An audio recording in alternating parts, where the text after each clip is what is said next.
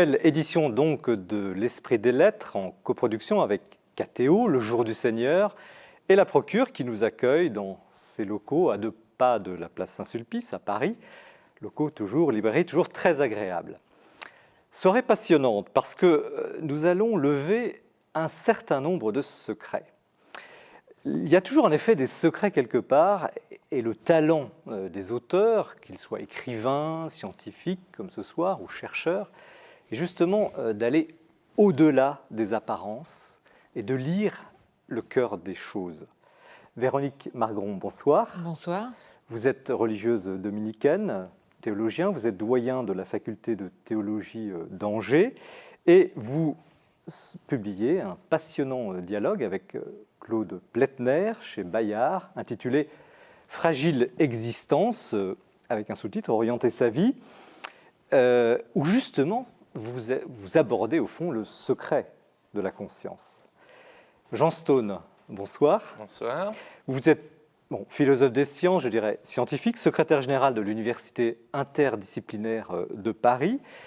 Vous publiez un ouvrage assez troublant intitulé « La science en otage », avec un sous-titre encore plus inquiétant, « Comment certains industriels écologistes fondamentalistes et matérialistes nous manipulent ».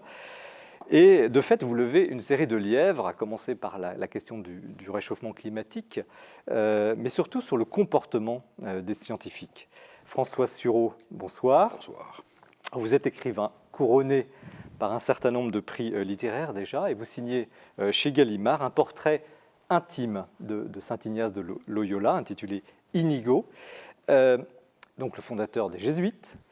Et au fond, vous nous faites découvrir le secret de sa très lente conversion au Christ. Avant d'entrer dans le vif du sujet, nous allons retrouver la chronique, l'actualité du libraire, avec François Maillot, qui, je crois, à qui en tout cas les secrets des éditeurs n'échappent pas.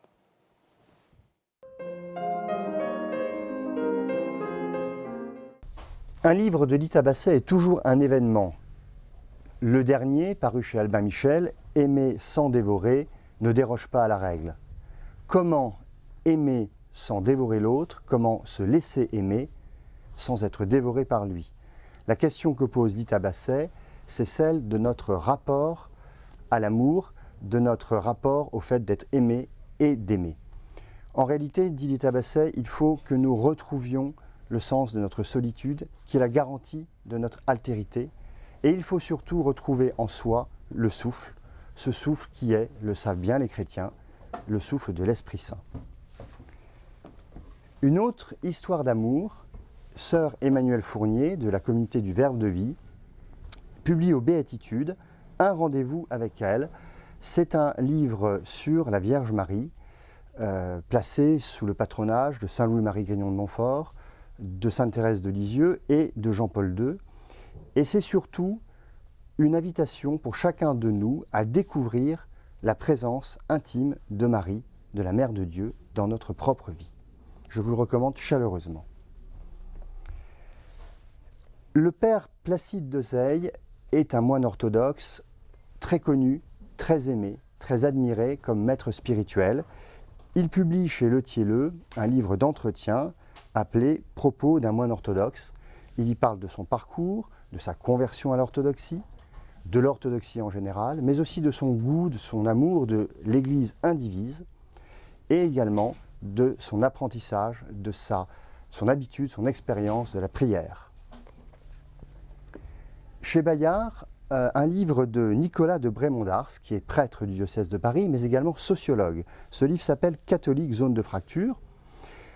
L'auteur fait le bilan de toutes ces zones de tension dans le catholicisme français d'aujourd'hui. La crise des vocations, l'affaire douloureuse des divorcés remariés, la crise de la pédophilie ou les crispations intégristes. C'est un livre très bien documenté. C'est un livre de sociologue, donc ça ne donne pas des réponses toutes faites à tout. Ça vaut la peine que ce soit nous qui trouvions les réponses à ces questions. J'aimerais vous présenter maintenant 2 livres de la collection Controverse chez Salvator, qui est une très bonne collection. Tout d'abord, un dialogue entre Nathalie Kosciusko-Morizet, la ministre, et Monseigneur Dornelas.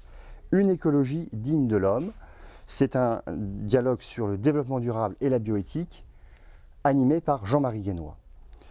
Et puis, deux Fabrice philosophes, Fabrice Adjadj et Fabrice Midal, un catholique et un bouddhiste, dialoguent autour d'un thème considérable, qu'est-ce que la vérité ?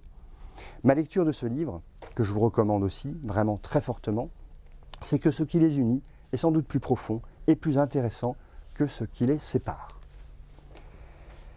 Et pour rester dans la vérité, eh bien, en réponse au livre de Frédéric Lenoir, Comment Jésus est devenu Dieu, le jésuite, le père Bernard Sesboué, qui sera invité à la prochaine émission d'Esprit des Lettres, publie chez Le Thielleux une réponse à Frédéric Lenoir, Christ Seigneur et Fils de Dieu.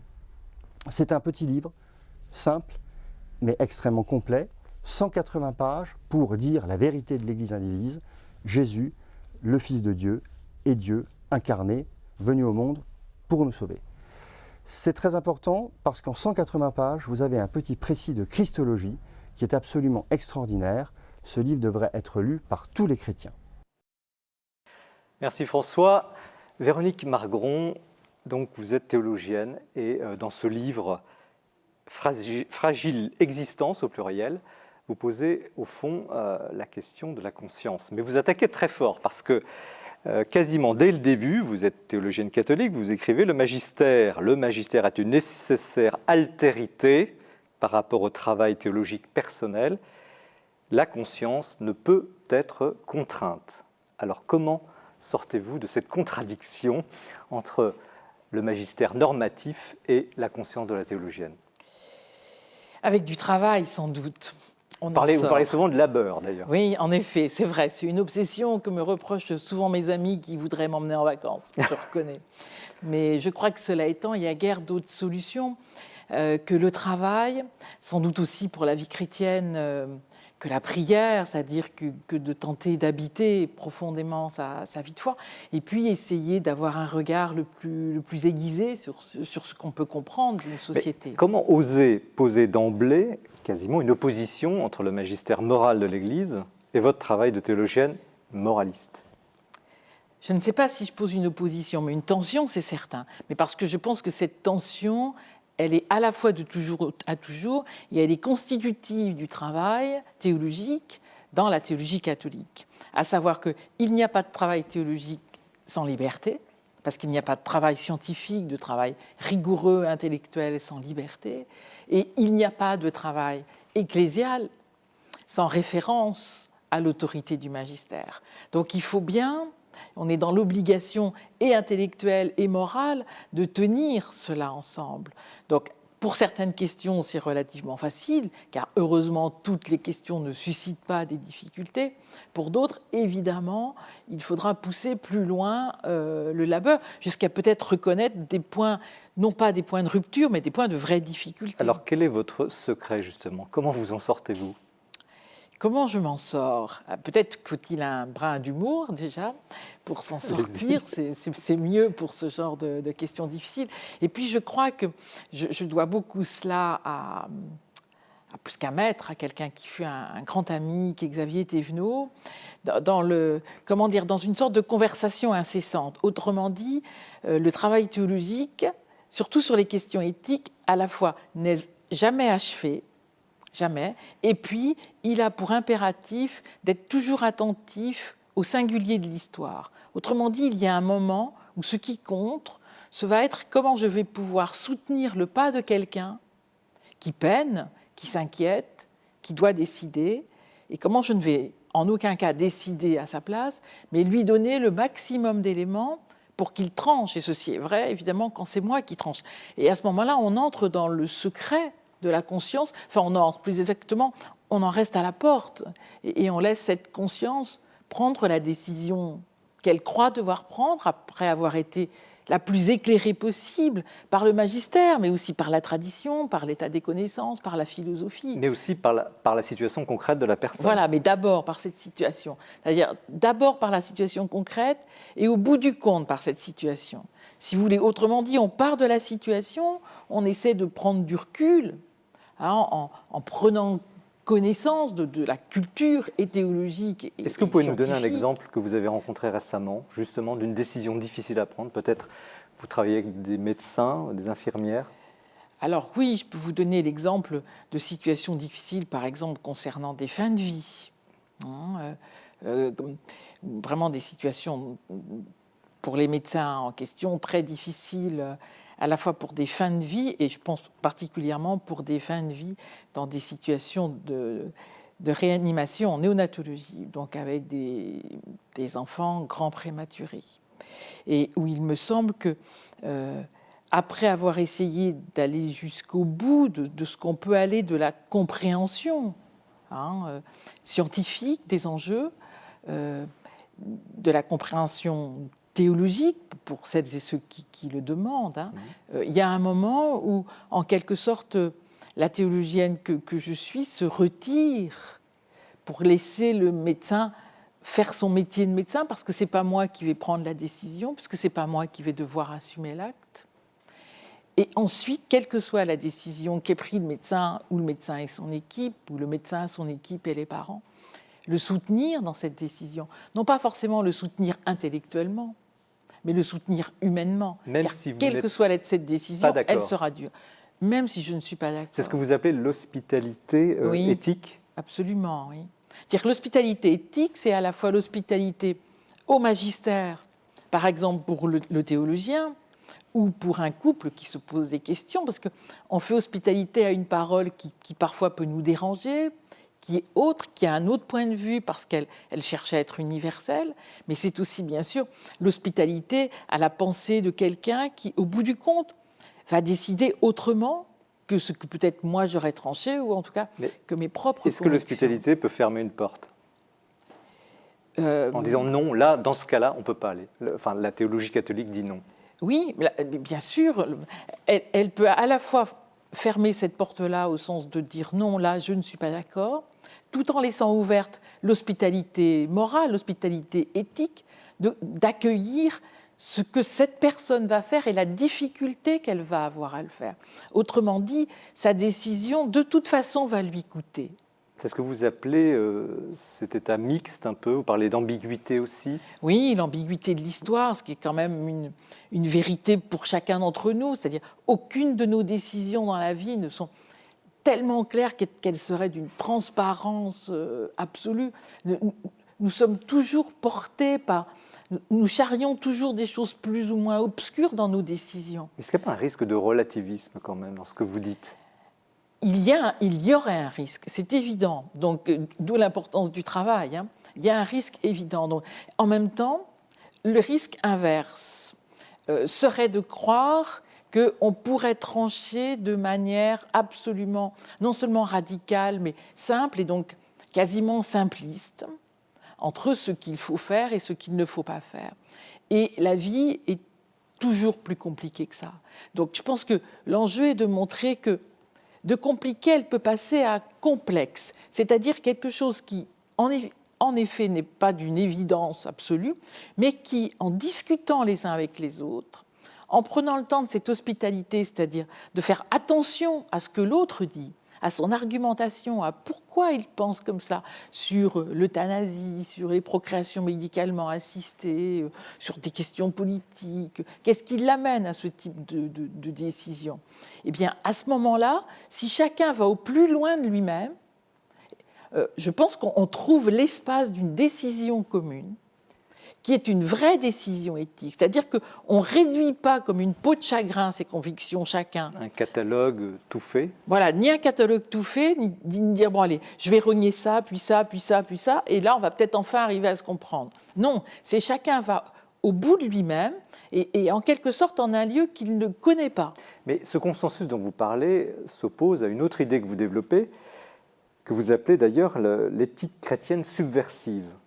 Il y a quelque chose de subversif dans cette éthique chrétienne. Bien sûr, mais alors à quel endroit et à quel moment? Je ne sais pas très bien si ça s'oppose absolument. Ce qui est pour moi subversif dans l'éthique chrétienne, c'est la conception de la dignité humaine. Parce que pour nous, le modèle, si j'ose dire, le terme n'est pas très juste, de la dignité, c'est le Christ en croix. Donc pour nous, l'homme digne, c'est l'homme crucifié. Et c'est donc le plus fragile qui va dire la plus haute dignité humaine. Et je pense que ça, c'est toujours subversif. Et c'est, forcément, puisque je suis chrétienne, je peux dire ça, c'est toujours vrai. C'est-à-dire, je pense que c'est toujours opératoire dans une discussion ou dans une réflexion éthique, c'est-à-dire se demander, dans telle et telle situation, qui est le plus fragile, ou quelle est la situation qui est la plus fragile, qui doit être honorée, au nom même de ce qui fonde l'humain comme humain. C'est-à-dire, ce qui nous fonde comme humains, ce n'est pas nos capacités à la performance, tant mieux que nous en ayons. Et on ne va pas vraiment cracher dessus, évidemment. Ça n'est pas que nous puissions être forts, ça n'est pas que nous parlions. Tout ça, c'est très important et c'est très bien. Mais ce qui fonde l'humain, c'est d'être capable de reconnaître l'autre comme un humain, alors qu'il est dans la plus haute vulnérabilité. Et ce parti pris de la faiblesse, si j'ose dire, vous le posez quasiment comme un point fondateur, un point même de repérage, de crédibilité de l'éthique chrétienne. D'ailleurs, vous dites, c'est à partir de l'humain concret que va pouvoir advenir une théologie morale authentique, car éprouvée au réel de la condition des exclus, des fragiles de nos sociétés. Mais la morale chrétienne ou l'éthique chrétienne ne s'adresse pas qu'aux exclus et aux fragiles de la société. Heureusement, sauf qu'il y a en chacun d'entre nous du fragile. Donc, à travers ces quelques pages, c'est aussi l'invitation peut-être à se réconcilier ou à écouter, ou qui sait, à prendre soin du fragile en nous. Non pas pour devenir des sortes de mous, la question n'est pas du tout là, parce que je ne fais pas du tout l'apologie d'une sorte de, comment dire, de faiblesse comme on peut parfois l'entendre. Vous dites pourtant, je suis obsédé, c'est le mot que vous employez, mon obsession c'est les souffrants. Oui, c'est vrai. C'est vrai. Alors peut-être que c'est trop d'obsession à force, on ne sait jamais. Peut-être, bon, je préfère pécher par excès que par défaut ici. Oui, parce que c'est mon expérience humaine, parce que c'est celle des gens que j'écoute depuis de très nombreuses années. C'est celle aussi des groupes que j'anime, comme par exemple des groupes d'éthique médicale. Mais ce qui, pour moi, ici est au cœur, c'est vraiment ce qui se dit du Christ, y compris quand on est dans un lieu tout à fait non-croyant. Je participe à des comités d'éthique qui sont tout à fait laïques, donc je ne vais pas dire, je vous dis ça au nom du Christ, évidemment. Mais je pense que la place pour nous du Christ, et particulièrement, c'est vrai, du Christ en croix, et donc ce que ça renvoie d'épaisseur de la dignité humaine à ce moment-là, je pense, dit quelque chose d'universel en toute question éthique, y compris dans des débats publics ou dans des questions que nous posons dans des termes absolument laïques. Oui, même si vous n'utilisez pas ce vocabulaire, je dirais, spirituel.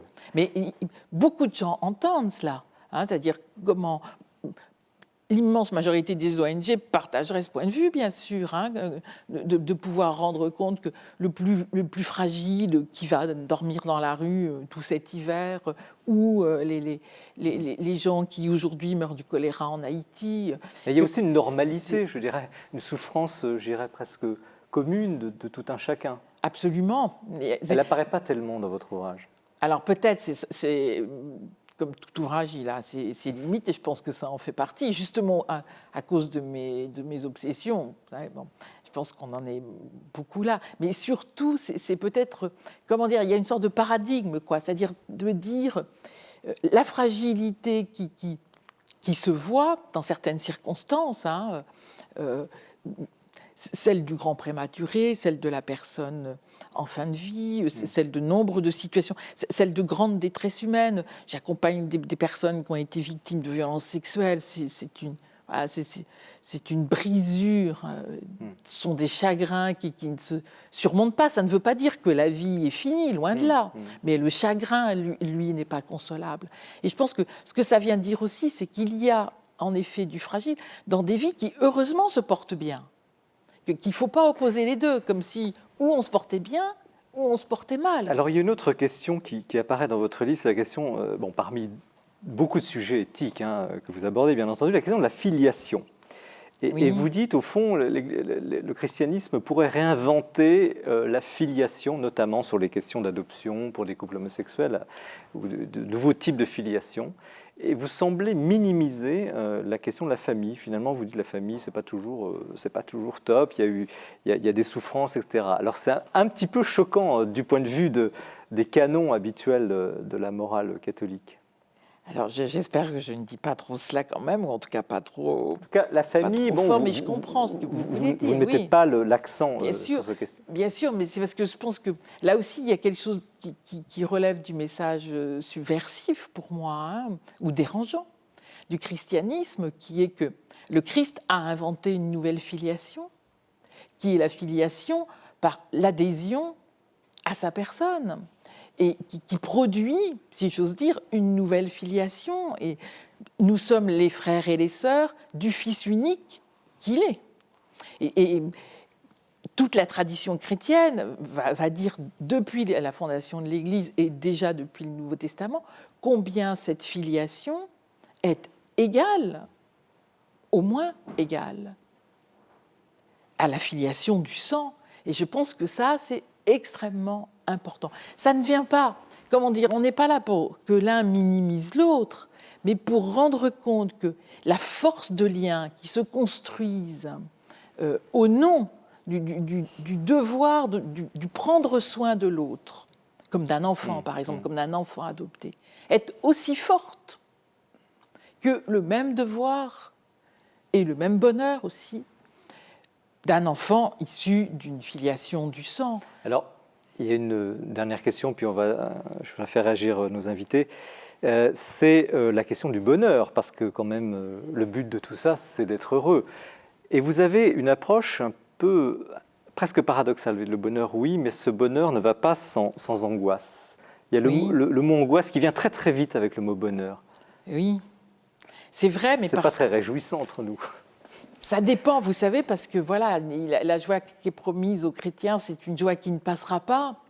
Mais quand le Christ dit cela dans l'évangile de Jean, hein, ma joie nul ne vous la ravira, c'est dans le discours d'adieu, c'est donc juste avant la passion. Donc il y a ce caractère grave. Hein, on parlait tout à l'heure de l'ouvrage de Lita Bassé, qui est une très grande amie. Et elle a un magnifique livre sur la joie. Et dans ce livre, elle parcourt le livre de Job. Là aussi, on pourrait se dire, ce n'est pas exactement un livre très joyeux de prime abord, mais parce que ce qui se dit, je crois, à propos du bonheur dans la vie chrétienne, c'est un bonheur paradoxal, parce que les béatitudes, c'est quand même pas un bonheur immédiat, va-t-on dire.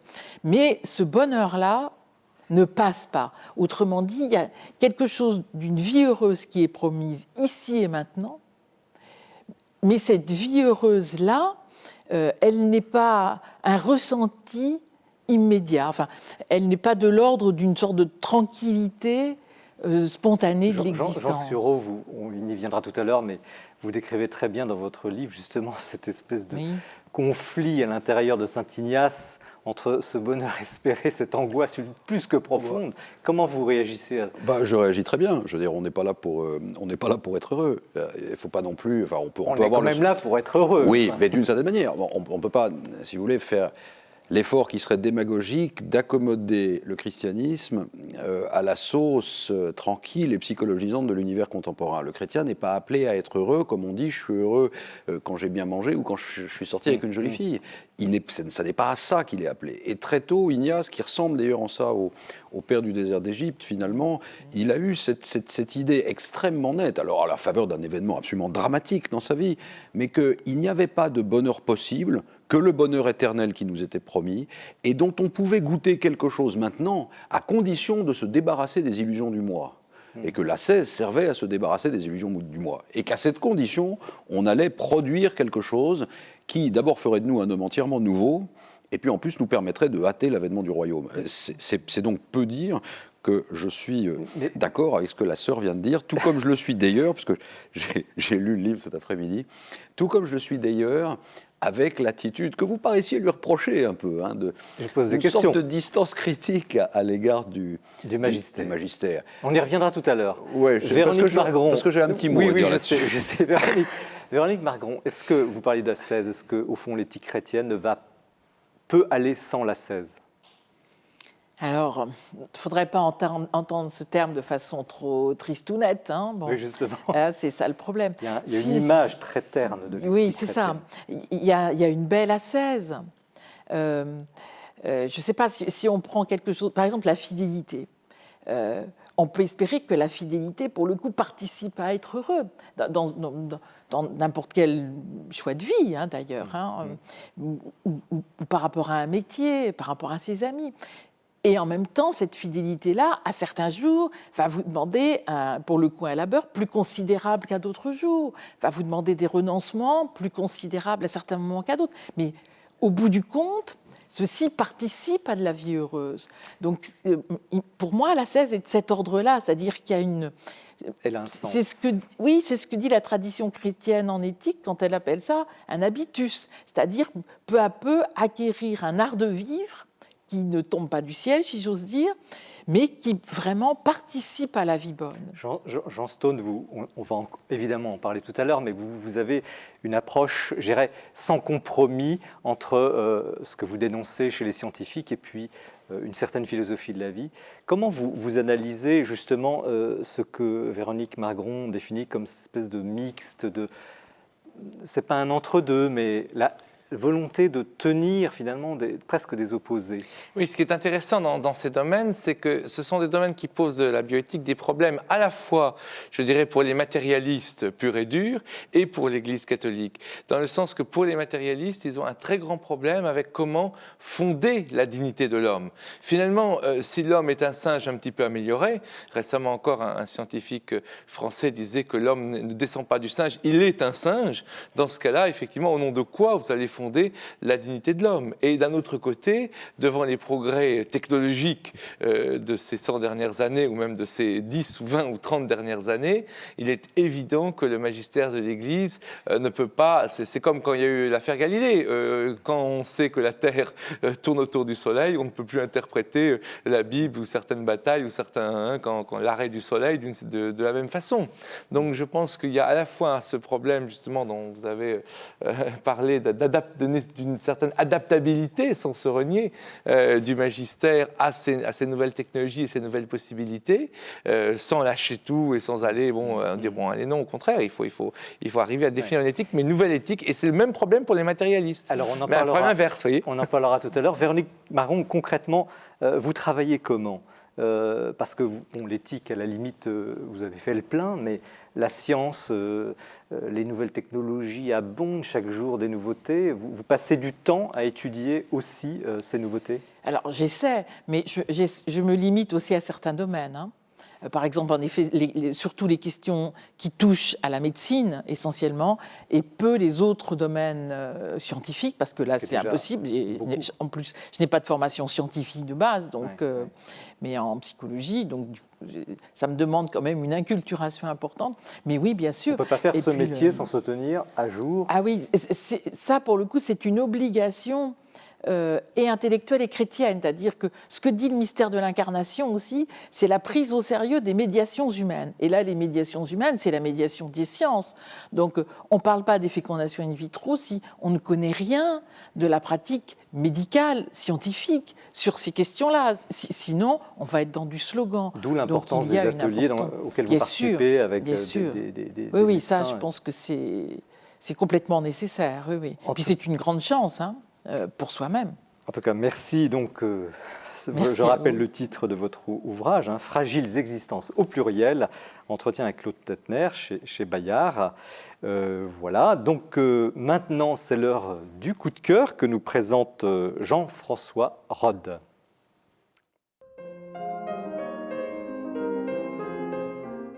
J'aimerais vous faire partager la découverte d'un livre magnifique, un classique, qui est un chef-d'œuvre, Histoire du Christ de Giovanni Papini.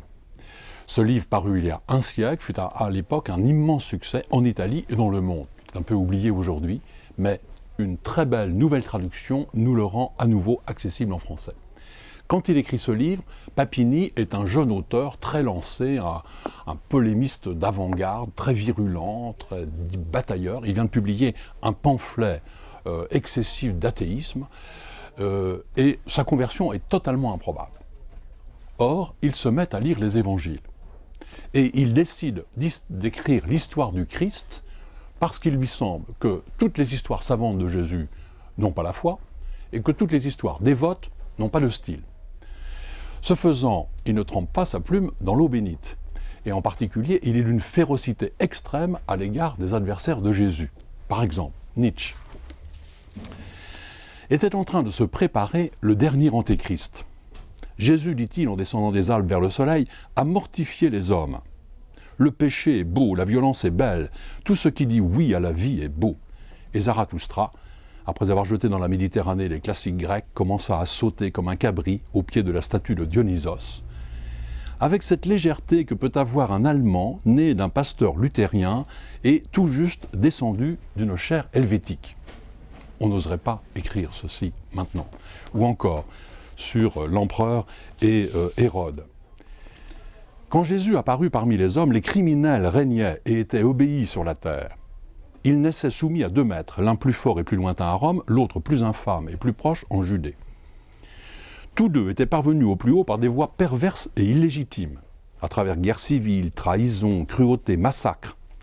Ils étaient nés pour s'entendre, et étaient de fait amis et complices autant que le permettait le vasselage du scélérat subalterne envers le scélérat principal. Avouez que cette verve est réjouissante. Bon, évidemment, ce n'est pas là l'essentiel, mais ce qui est très émouvant, c'est que ce livre est le chemin même de la conversion de Papini. Il n'écrit pas le livre après s'être converti, c'est en lisant les évangiles qu'il exprime son adhésion passionnée à Jésus et au Christ. En fait, il met sa langue de grand écrivain au service du mystère de l'évangile. Il est comme les disciples qui écoutent Jésus sur le chemin d'Emmaüs. Quand il écrit son livre, son cœur est brûlant. Et quant à nous, en le lisant, notre cœur peut l'être aussi. Jean Stone, on quitte le domaine un peu spirituel que décrivait Jean-François Rode pour entrer dans une question assez cruciale que vous exposez dans votre livre « La science en otage », comment certains industriels, écologistes, fondamentalistes et matérialistes nous manipulent aux presses de la Renaissance, où vous abordez une série de dossiers quand même assez percutants. Vous êtes donc philosophe des sciences, secrétaire général de l'Université interdisciplinaire de Paris. Pouvez-vous nous dire en 2 mots ce dont il s'agit ? Oui, c'est une université populaire, un peu comme toutes les universités populaires, qui organise des colloques, des cours du soir, et qui a comme spécificité de se pencher essentiellement sur les questions, je dirais, de philosophie des sciences, contrairement par exemple à l'Université de tous les savoirs, qui est sur toutes les sciences. Nous sommes sur les questions essentiellement, je dirais, philosophiques et métaphysiques venant des sciences. En attendant, donc, il y a comme une révolte dans votre livre. Alors, racontez-nous cette révolte. Oui, en fait, mon domaine, c'est, comme je viens de le dire, les implications philosophiques de la science. Et donc, j'ai déjà eu l'occasion d'écrire 2 ouvrages sur ces sujets, dont Notre existence a-t-elle un sens, qui sont des ouvrages qui ne se voulaient pas du tout polémiques. Et puis, en travaillant sur ces ouvrages, j'ai été témoin d'un certain nombre de faits et d'un certain nombre de pratiques qui, effectivement, méritaient, je crois, un certain coup de gueule que j'ai voulu donner avec cet ouvrage et qui, essentiellement, se résume de la façon suivante, c'est-à-dire que dans certains débats, on se rend compte que les gens qui sont censés représenter la raison et prétendent défendre la liberté de penser, en fait, se comportent exactement comme les gens qu'ils critiquent, c'est-à-dire comme certains fondamentalistes religieux, en ceux qu'ils pratiquent l'excommunication et la censure, d'empêcher la liberté des autres de s'exprimer, etc. etc. Alors, on va y venir notamment à la faveur d'un dossier qui est celui du réchauffement climatique, que vous analysez avec beaucoup de détails, beaucoup de références, entre beaucoup d'autres dossiers, la question de l'évolution, du nucléaire, enfin bref, je crois que vous passez en revue une sorte de panorama. J'ai commencé par la question de l'évolution parce que ça lié sur ces fois. Mais au fond, comment peut-on oser dire qu'il y a un obscurantisme scientifique, comme vous l'écrivez ? Oui, je crois que c'est contradictoire. C'est le point clé. C'est le point clé de mon ouvrage. C'est-à-dire, tout le monde sait qu'il y a des obscurantistes religieux dans pas mal de pays encore, malheureusement, et même en croissance dans certains pays. Et j'ai voulu mettre en parallèle exactement et montrer qu'il y avait les mêmes types de pensées, de raisonnements, d'attitudes, de comportements chez certains scientifiques. C'est pas tous les religieux qui sont fondamentalistes, loin de là, et c'est pas tous les scientifiques. Mais donnez-nous qui sont obscurantistes. Donnez-nous un exemple d'un comportement vraiment, d'un grand ponte dans un domaine, je ne sais pas quoi, nucléaire ou je sais quoi, et qui se comporte comme un obscurantiste. Eh bien, par exemple, je donne toutes les preuves parce que l'un des points clés de mon ouvrage, c'est que chaque chose que j'avance est accompagnée de preuves où le lecteur pourra immédiatement aller sur Internet. Il y aura d'ailleurs un site qui accompagne la sortie de l'ouvrage où le lecteur pourra cliquer sur Internet pour vérifier tous les documents que je ne peux que mentionner, mais que je ne peux pas évidemment présenter dans l'ouvrage. Donnez-nous un exemple. Donc, un exemple, c'est par exemple Guillaume Lecointre est un professeur au Muséum national d'histoire naturelle et il y a eu une émission sur Arte qui était donc une émission sur une Homo sapiens, une nouvelle histoire de l'homme, destinée à présenter l'évolution de façon tout à fait scientifique et évidemment dans je dirais, une vision qui peut être interprétée comme néo-théillardienne, et c'est ça évidemment qui choquait ce professeur du muséum, mais qui était vraiment scientifique. Le mot Teilhard n'était même pas prononcé. Derrière Teilhard, qu'est-ce que ça veut dire en clair? L'idée qu'une évolution est orientée, l'idée qu'évidemment Teilhard s'est battu toute sa vie pour l'évolution et donc contre le créationnisme, c'est-à-dire la création séparée des espèces, c'est ça la définition, et il s'est battu pour l'évolution. Et voilà qu'aujourd'hui, on essaie même de coller sur des gens comme Teilhard a posteriori des étiquettes de créationnistes, vous voyez comme on confond tout, parce qu'ils croyaient en Dieu, donc ils croyaient en un créateur. Donc vous voyez comment on commence à confusionner les choses. En quoi ce professeur, c'est pas une attaque ad hominem, est-il obscurantiste? Alors, parce qu'il a envoyé un email que je publie dans le livre à un certain nombre de chercheurs en disant, écoutez, voilà, il va y avoir un film qui est diffusé sur Arte avec tel et tel type d'idées. Alors ne dites pas que vous êtes membre de l'Union rationaliste, ne dites pas que vous êtes membre de la libre pensée. L'Union rationaliste, la libre pensée sont disons, des lobbies au service d'une vision athée. Écrivez, il donne l'adresse, les directives, etc. Et dites que c'est un scandale, etc., etc. Et donc Arte a reçu 300 emails de gens pensant que c'était des scientifiques qui se plaignaient, alors qu'en fait c'était des représentants de ces mouvements donc, très, très extrêmes, comme il y a des fondamentalistes religieux également extrêmes. Et donc, de lobbyiste. Voilà, c'est un travail de lobbyiste. Et alors, ce qui est intéressant, c'est que c'est fait à partir de son mail de professeur du Muséum national d'histoire naturelle. Mais en quoi est-ce choquant? Si vous avez, par exemple, et j'ai eu le cas, un chercheur du commissariat à l'énergie atomique qui a envoyé un email à partir de son email du CEA parce qu'il n'y avait pas d'email privé pour soutenir une pétition contre l'avortement, immédiatement, il a failli être suspendu, on a failli le mettre à la porte, c'était un scandale énorme, etc. Tandis que là, un professeur qui veut empêcher la diffusion d'un film sur Arte que d'autres professeurs du muséum, c'est ça que je n'ai pas dit. Si c'était un film farfelu, si c'était un truc des témoins de Jéhovah... Est-ce qu'il avance des contre-vérités, ce professeur? Mais non, mais ce qu'il essaie, c'est qu'il essaie d'empêcher l'expression d'idées qui sont considérées par d'autres professeurs du muséum comme extrêmement intéressantes, tout à fait dans la ligne de ce que eux, professeurs au muséum, enseignent au muséum. En fait, oui, c'est ça l'obscurantisme. Votre point... C'est empêcher l'expression de l'autre. D'idées différentes. Non pas parce que, par exemple, si c'était encore une fois, je dis, un truc créationniste ou des témoins de Jéhovah ou de la secte Moon, ce serait normal que des scientifiques se mobilisent en disant, écoutez, ça c'est inacceptable, on ne peut pas passer ça sur la télévision. Mais là, vous voyez le cas d'un scientifique, alors je publie la lettre d'un autre scientifique qui dit que ce film est excellent, et vous voyez qu'un professeur du muséum, sur son mail du muséum, et sans que ça fasse aucun scandale, fait une cabale pour essayer d'empêcher la diffusion d'un film. Voilà de l'obscurantisme scientifique. Mais il y a beaucoup d'autres exemples. Qui est extrêmement passionnant, la question du réchauffement climatique, parce que ça intéresse beaucoup le monde. Bien sûr. Et vous décryptez vraiment comment cette idée a été mise sur orbite médiatique et comment on a empêché justement les idées contraires ou même les avis scientifiques contraires. Alors racontez-nous un petit peu. Un petit mot d'abord pour dire comment moi je suis arrivé à cette question sur laquelle j'ai effectivement beaucoup travaillé, mais dont je n'étais pas du tout un spécialiste au départ. C'est justement à partir de ce débat sur Teilhard de Chardin, l'évolution et toutes ces questions concernant la nature de la vie et de l'évolution. Et je me suis rendu compte qu'il y avait donc d'un côté des créationnistes qui racontent n'importe quoi, en disant que l'homme descend effectivement pas du singe, etc. Et puis d'un autre côté, il y avait de façon assez répandue, donc ces matérialistes radicaux, comme je les appelle, qui voulaient empêcher toute expression évolutionniste, mais critiquant le darwinisme. Vous voyez bien que je fais une différence entre créationnisme, évolutionnisme, et dans l'évolutionnisme, darwinisme. Donc c'était en gros l'idée, hors de Darwin, point de salut.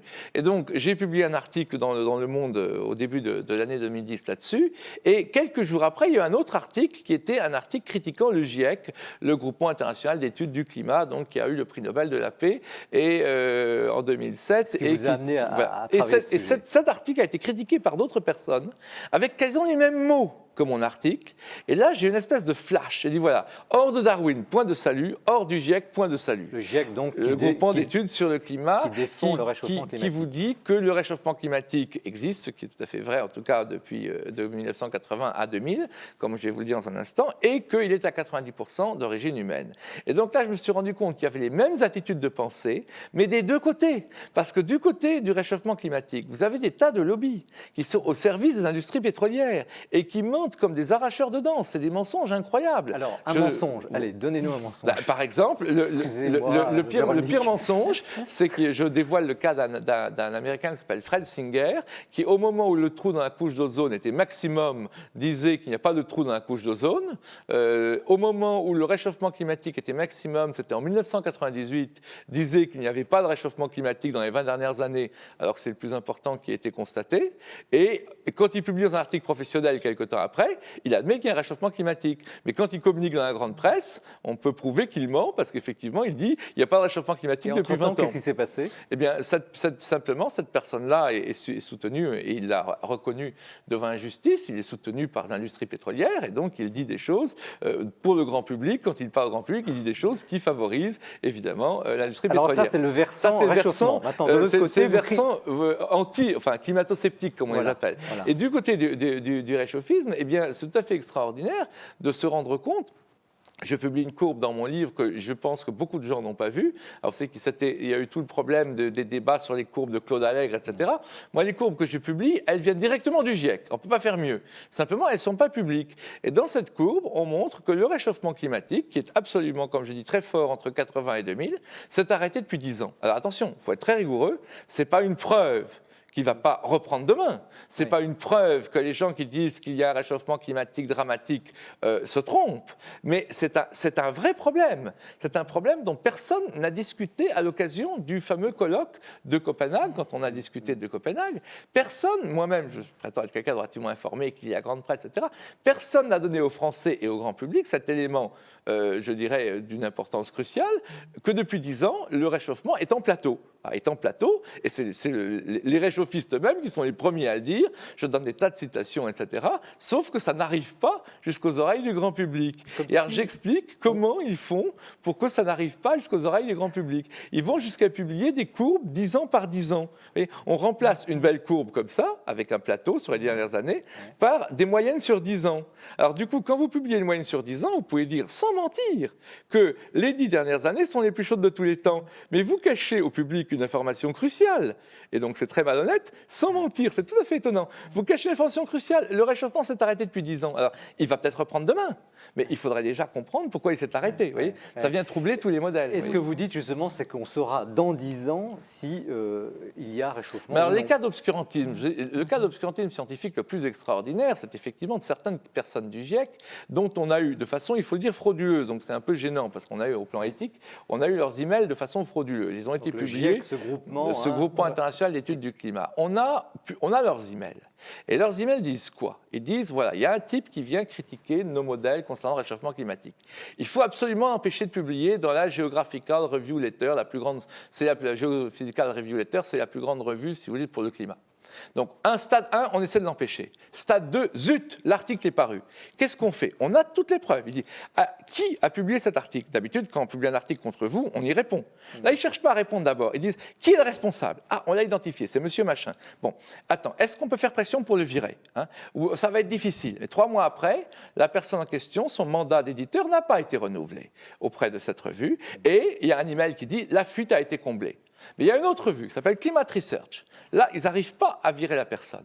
Donc, qu'est-ce qu'ils font? Ils disent, écoutez, on a l'email, on va tous démissionner de la revue, on va tous démissionner en bloc du comité, ça va décrédibiliser la revue, et en plus, on ne va plus la citer. Et ce qui fait le prix d'une revue, c'est le nombre de citations qu'on fait des articles scientifiques qui y publient. Donc, je répète, stade 1, vous empêchez quelqu'un de publier. Stade 2, s'il publie, vous virez la personne grâce à qui il a publié. Stade 3, si vous ne pouvez pas virer la personne grâce à qui il a publié, vous essayez de décrédibiliser la revue. Ça, c'est de l'obscurantisme scientifique. C'est vrai, quand on lit votre ouvrage, c'est référencé. Mais bon, à la limite, vous prenez cet exemple-là pour dénoncer quelque chose de plus grave, général. qui rejoint d'ailleurs la question éthique, qui est un peu l'attitude des scientifiques, l'attitude peut-être morale même, et d'ouverture d'esprit par rapport à d'autres découvertes, comme si on raisonnait avec 10 ans de retard sur des phénomènes qui auront lieu dans 10 ans. Alors ça, c'est un peu une dérive, mais ça ne date pas d'aujourd'hui. Non, effectivement. Mais là, vous parlez du décalage qu'il y a effectivement entre, je dirais, la perception par le public ou même par la communauté scientifique de certaines choses. Moi, je parle de pratique. Je donne un autre exemple. Un des grands darwiniens actuels qui a écrit ce fameux livre Pour en finir avec Dieu, Richard Dawkins, livre best-seller d'ailleurs, extrêmement, le titre parle de lui-même. Il fait une manipulation extraordinaire dans son ouvrage qu'un certain nombre de gens ont remarqué, mais beaucoup de gens, y compris des gens de très haut niveau, ne l'ont pas noté. Il prend un programme pour démontrer la force du résultat par le hasard. Oui. Ouais. Il vous démontre, il dit voilà, on met 26 lettres au hasard, on prend une phrase de Shakespeare, il me semble que ça ressemble à une belette, et chaque fois on fait muter, si on fait un petit programme informatique, on fait muter les lettres, et donc on a une phrase fille, on a beaucoup de phrases filles, on sélectionne celle qui ressemble le plus au but, on fait encore muter, on a une phrase fille, et en 60 générations, on arrive à trouver la phrase. Regardez comme les processus darwiniens sont beaux. Donc du hasard. Le processus qui est lié au hasard. Et or, là, il a mis le but dans son programme. Le programme ne marche que parce qu'il sait quelle est la phrase que le programme doit atteindre. Or, il utilise pour le grand public cet exemple pour démontrer comment on peut avoir un résultat sans connaître le but. Alors, si ce n'est pas de la manipulation, vous voyez, donc je vous montre beaucoup d'exemples différents pour vous montrer comment les... Ça nous amène effectivement à l'autre volet de cet ouvrage qui est vraiment très très riche en termes de références. C'est qu'au fond, vous dites, c'est la première grande idée, c'est tout scientifique qui oserait parler de Dieu, qui oserait parler de finalité, est quasiment ostracisé de la communauté scientifique. C'est-à-dire c'est plus que ça, parce qu'effectivement, contrairement à ce que peuvent dire certaines personnes assez médiatiques, il faut être très rigoureux et dire la science ne va jamais démontrer Dieu et ne démontre pas Dieu, mais la science pose des questions d'ordre philosophique et métaphysique. Il y a tout un domaine très développé, j'y étais il n'y a pas longtemps encore à l'université d'Oxford de Cambridge, qui est un domaine science et religion. On peut faire des doctorats en science et religion. Il y a des professeurs de sciences et religion, pas de science ou de religion ou de théologie, non, de science et religion. Donc la science et la religion sont des domaines évidemment différents. Il faut préserver l'indépendance de la science, évidemment. On a vu les catastrophes ça donne sinon avec l'affaire Gaillet et d'autres, mais c'est des domaines qui ne sont pas complètement séparés, ces domaines sont comme ça. Il y a une petite intersection et il y a des questions frontières où les dialogues sont fructueux. Et donc effectivement, quand vous voulez faire ce genre de dialogue et quand par exemple cette scientifique que je cite beaucoup dans le livre, Anne d'Ambricourt, donc sur laquelle a été fait le fameux film d'Arte, entre autres, pas uniquement sur elle, mais entre autres sur elle, découvre que dans l'évolution de la vie, sur 60 millions d'années, il semblerait qu'il y ait une tendance qui va au-delà du hasard et qui se dirige vers l'homme. Elle justifie a posteriori les idées de Teilhard de Chardin, dont Teilhard n'avait pas forcément la base scientifique. Il avait l'intuition pour ça, mais il n'avait pas... Elle donne des éléments. Eh bien ça, ce n'est pas supportable et elle a été victime de cas de censure et d'obscurantisme dont certains, je ne peux pas les révéler parce que dans mon livre, tout ce que je révèle est prouvé.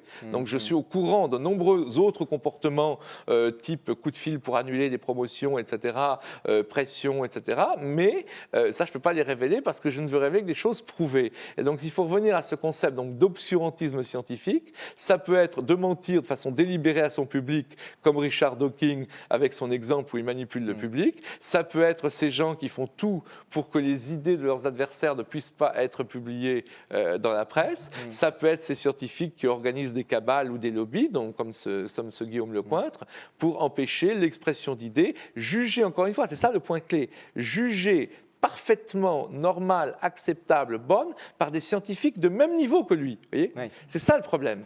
Mais à l'étranger. C'est-à-dire qu'en France, il semblerait qu'il y a une sorte de dialogue de sourds. Vous parliez de dialogue fructueux entre la science et la religion. On est plutôt dans un dialogue de sourds. Il y a en France un mouvement très fort, et c'est le mouvement que je dénonce dans mon livre. Je passe plusieurs chapitres à attaquer ce mouvement qui est un mouvement protéiforme, mais qui est autour de choses comme la libre pensée, l'Union rationaliste, l'Association française pour l'information scientifique, qui est en fait une filiale de l'Union rationaliste. Et puis un truc très bizarre, les gens ne connaissent pas forcément le mot, la zététique. Oui, la zététique. Qu'est-ce que la zététique ? C'est l'art de douter de tout. c'est un mot d'origine grecque, donc a priori ça pourrait être une bonne chose, mais les zététiciens sont en fait un puissant lobby ultra-rationaliste, et ils servent un peu de bras armés en quelque sorte à ce genre de scientifiques dont je parlais, comme Lecointre ou d'autres, et les zététiciens, alors c'est tout à fait étonnant, là aussi on a des preuves.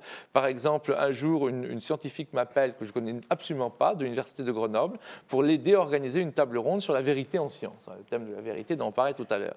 Je n'étais absolument pas demandeur, j'organise ça, j'amène sur le programme un mathématicien, un paléontologiste, un physicien, un astronome, tous des gens, directeur de recherche CNRS ou chercheurs CNRS, enfin des gens officiels, quoi. Et puis, la conférence est annulée, ma grande surprise. Et effectivement, je vois plus tard un email de ces zététiciens-là qui disent « Oui, il y a une invraisemblable intrusion spiritualiste, des gens essaient de faire une intrusion à l'Université de Grenoble, il faut arrêter ça. » On nous avait demandé d'y aller. Et c'est eux qui ont empêché cette conférence de se dérouler. En mettant le focus sur ces problèmes-là, est-ce que, au fond, vous ne lancez pas un discrédit sur les scientifiques?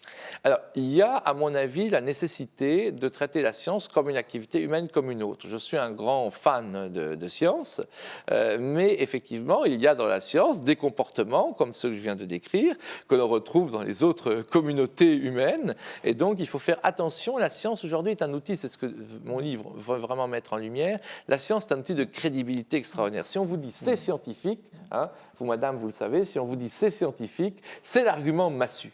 C'est scientifique. Et alors, il faut faire attention parce que justement, comme la science est un tel argument massu, eh bien, il y a des gens qui vont utiliser la science, que ce soit déjà au service de l'industrie, que ce soit déjà au service de l'écologie, que ce soit déjà au service du fondamentalisme religieux ou des matérialistes. Mais ce que je voudrais dire surtout, c'est que la vérité, pour autant qu'elle existe et qu'elle soit atteignable, parce que moi je suis platonicien, donc je pense que la vérité on ne l'atteint jamais, hein. C'est comme la caverne de Platon, on est à l'extérieur de la caverne, mais la vérité est prise en otage en quelque sorte, et la société avec elle, entre deux types de mouvements qui en fait se regardent en chaîne faïence et se renforcent l'un l'autre.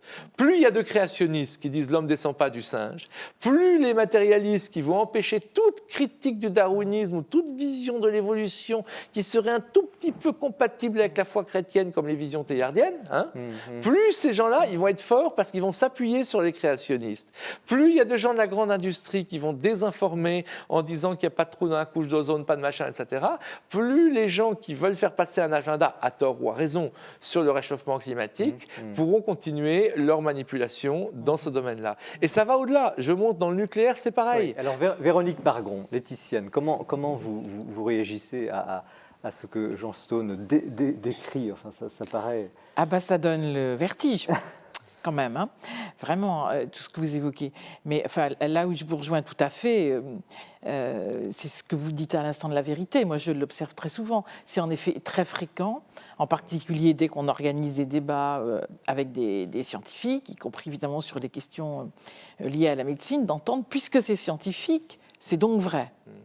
Et comme le scientifique soi-même, on est censé évidemment ne pas pouvoir l'atteindre parce qu'on n'en a pas les compétences, on n'a pas fait les 20 bonnes années d'études pour faire ça, on a fait autre chose, eh bien évidemment, on ne peut que, en quelque sorte, croire sur parole. Donc on est dans cette situation complètement inversée, qui est que la science demande de la preuve, mais comme évidemment le grand public ne peut pas atteindre cette preuve, eh bien il est obligé de croire sur parole.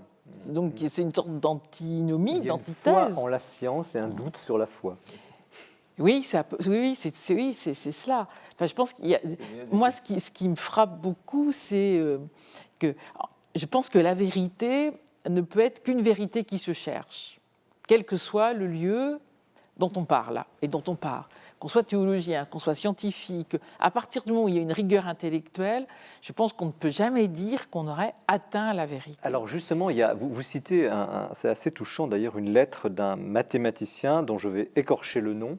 Vous me corrigerez, Alexandre Grothendieck. Bon, voilà. Oui. Qui, donc un grand mathématicien et qui a fait des découvertes justement parce qu'il est sorti du cadre habituel, il a osé explorer peut-être des secteurs inconnus.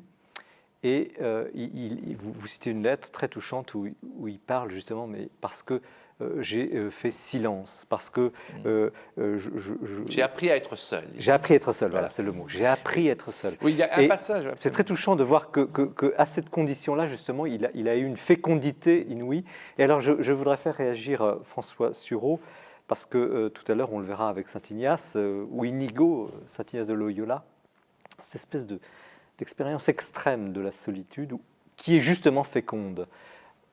Comment vous réagissez à ça? J'ignore tout de la solitude du mathématicien. De ce mathématicien-là, Enfin, en tout cas. En tout cas, oui, en tout cas de ce mathématicien-là.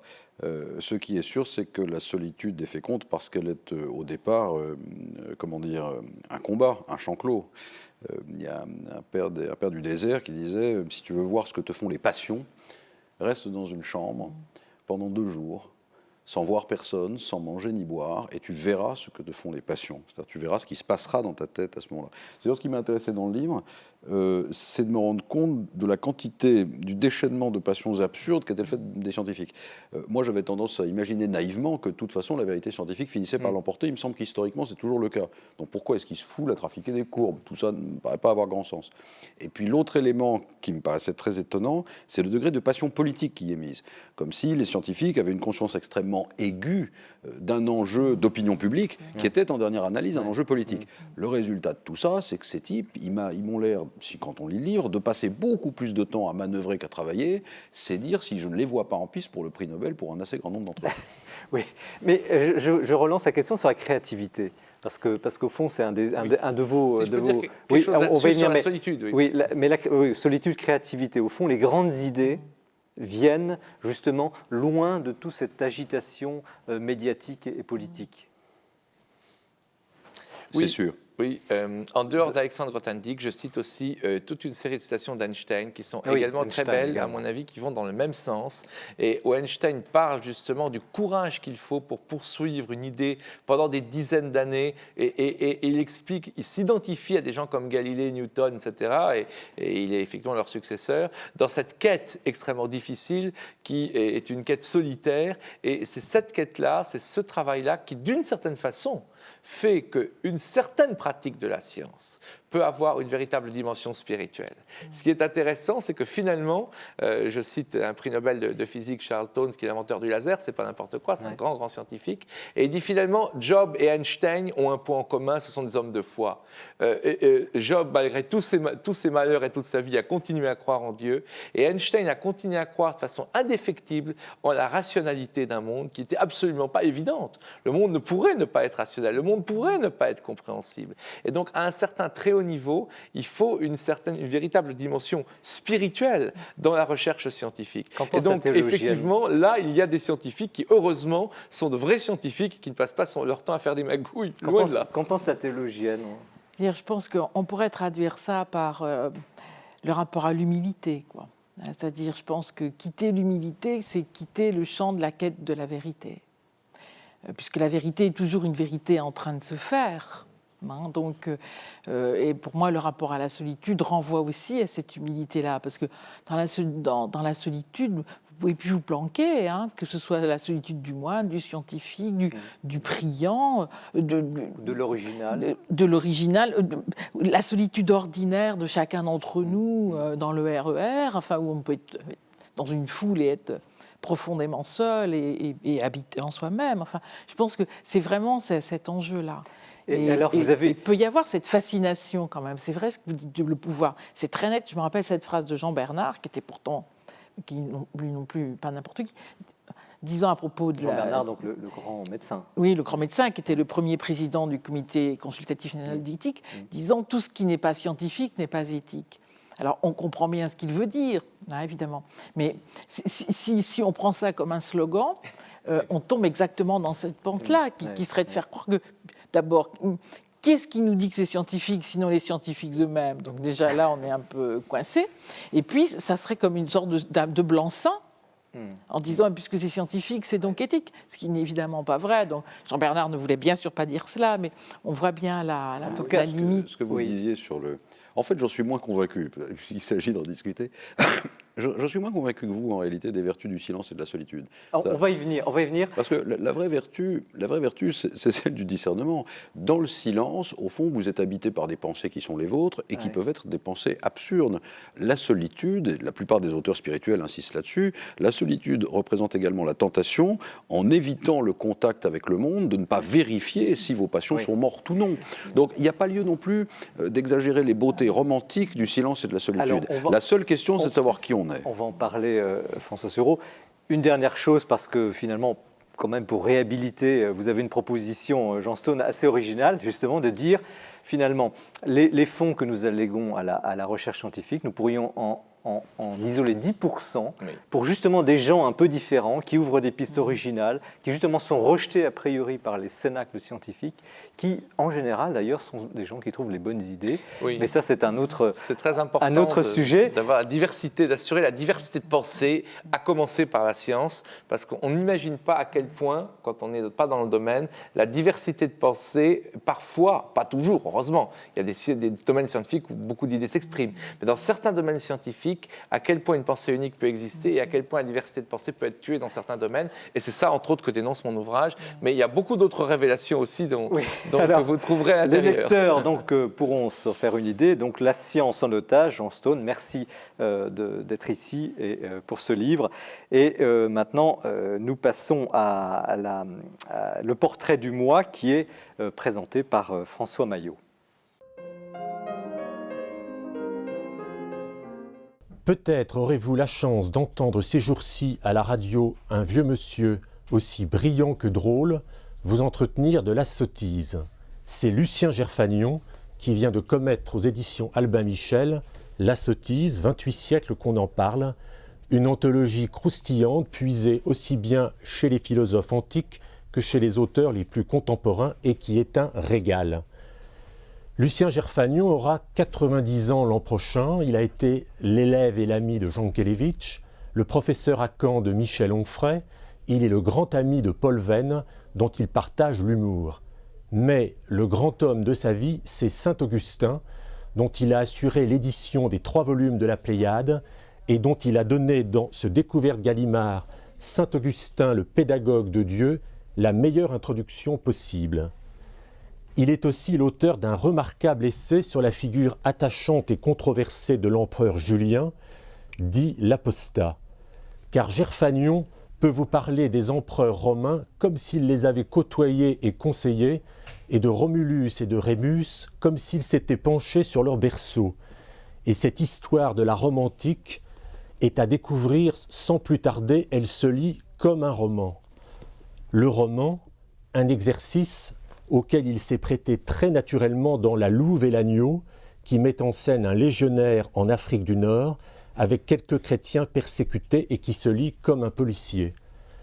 Vous l'aurez compris, la vraie sottise serait de ne pas découvrir ce très grand pédagogue qu'on aurait tous aimé avoir comme professeur.